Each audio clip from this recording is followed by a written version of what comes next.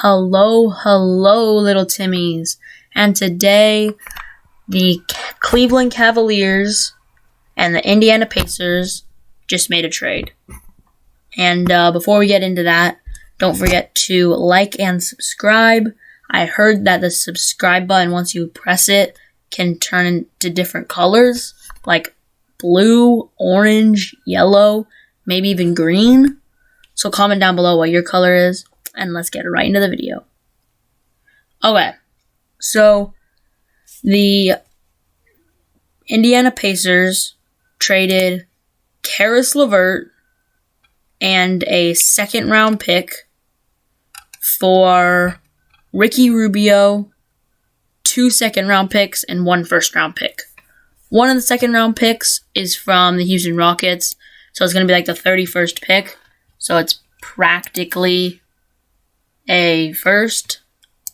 But overall, I think this trade is pretty similar to the Norman Powell one, because Norman Powell and Caris LeVert are like the same tier of players. I wouldn't say that the Indiana Pacers got like scammed like the Clippers scammed the Blazers. But I think the Indiana Pacers did what I thought the Blazers were going to do, where they traded a player like Norman Powell, but for the Pacers it was Caris LeVert for just picks. And that's what the Pacers did. That's what I thought the Trailblazers were going to do, but they decided to trade for Eric Bledsoe.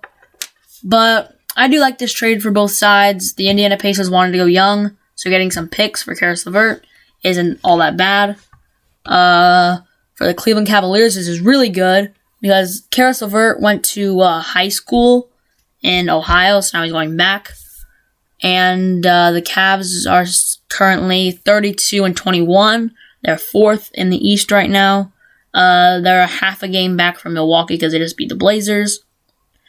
And the one thing that really shows about the Cleveland Cavaliers is they are 3rd in defense in the whole league.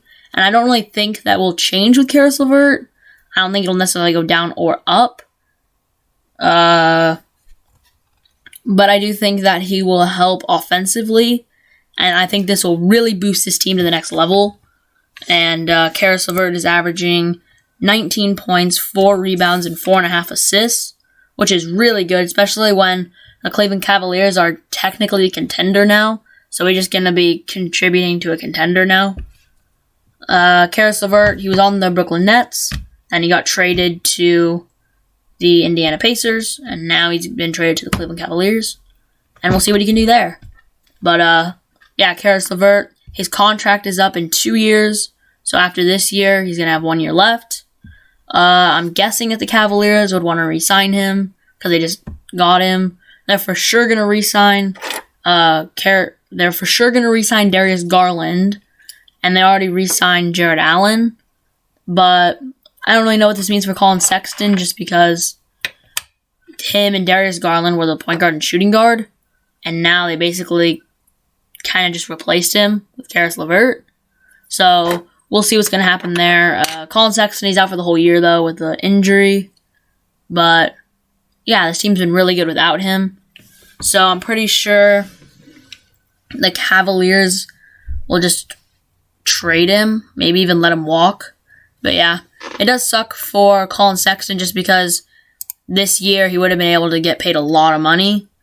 But now, since the Cavaliers have done so well without him and he's injured, he probably won't get that money, especially now that he's basically being replaced by Caris LeVert. I could see them bringing them in, like all 3 of them together, just because Caris LeVert can also run the small forward. He's 6'6". I think that could work. I think that would hurt their defense, though, if that's what they ran, was Darius Garland, Colin Sexton, and Caris LeVert. I do think that they would hurt their defense. But, yeah. Comment down below how you feel about this trade. I think that it was pretty even on both sides, honestly. But, talking about yesterday's game, sorry. Yesterday, weren't really much interesting games. The one that was I can't speak today, sorry about this, guys.